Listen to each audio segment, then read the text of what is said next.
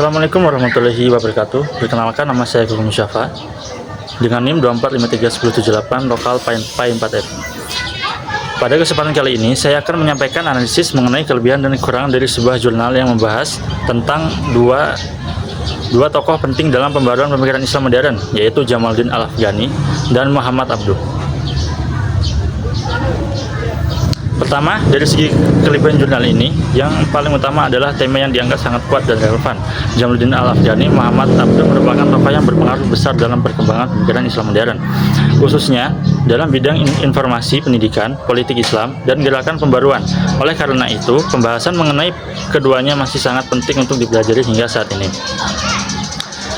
Kelebihan kedua adalah jurnal ini kaya akan data historik.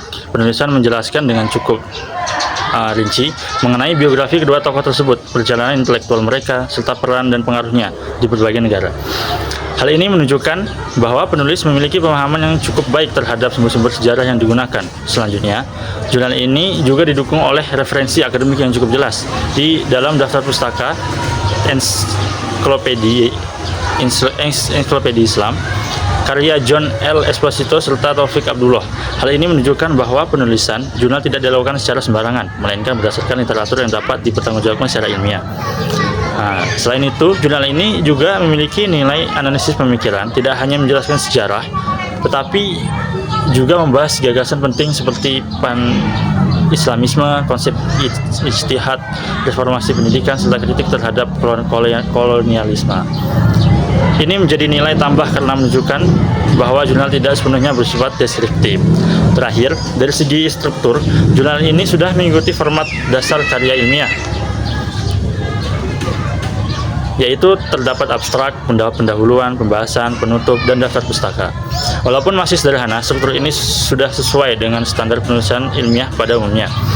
Namun, jurnal ini juga memiliki beberapa kekurangan. Yang pertama adalah tidak adanya penjelasan mengenai metodologi penelitian. Jurnal tidak menjelaskan jenis penelitian yang digunakan, cara pengumpulan data, maupun metode analisis. Akibatnya, tulisan ini lebih terlihat seperti makalah naratif daripada penelitian ilmiah yang kuat.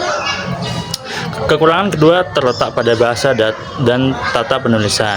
Masih ditemukan kalimat yang kurang efektif, pengulangan kata, serta penggunaan bahasa campuran Indonesia dan Inggris yang kurang tepat, terutama pada bagian abstrak. Selanjutnya, terdapat ketidakkonsistenan dalam format penulisan seperti penomoran, spasi, dan gaya sitasi yang belum seragam. Hal ini membuat tampilan jurnal kurang rapi secara akademik. Selain itu, analisis kritis dalam jurnal ini masih tergolong terbatas. Pembahasan masih banyak bersifat menjelaskan ulang sejarah dan biografi, tetapi belum banyak memberikan perbandingan kritis atau evaluasi mendalam terhadap pemikiran kedua tokoh tersebut. Kekurangan lainnya adalah kurangnya referensi yang lebih mutakhir. Sebagian besar sumber yang digunakan masih bersifat klasik, sementara penelitian atau jurnal terbaru belum banyak dimanfaatkan. Terakhir, bagian abstrak juga masih kurang lebih baik karena terlalu panjang dan cenderung mengulang isi pendahuluan, sehingga belum memenuhi standar abstrak ilmiah yang ideal. Sebagai kesimpulan, jurnal ini memiliki kekuatan pada aspek deskriptif, historis, dan penggunaan referensi yang cukup baik. Namun, masih perlu perbaikan dalam aspek metodologi, analisis kritis, kerapian penulisan, serta penggunaan sumber yang lebih terbaru agar dapat memenuhi standar jurnal ilmiah yang lebih tinggi. Sekian yang dapat saya sampaikan. Kalau ada yang salah, saya mohon maaf. Mohon ampun. Saya tutup. Wassalamualaikum warahmatullahi wabarakatuh. I don't have one enemy among these men.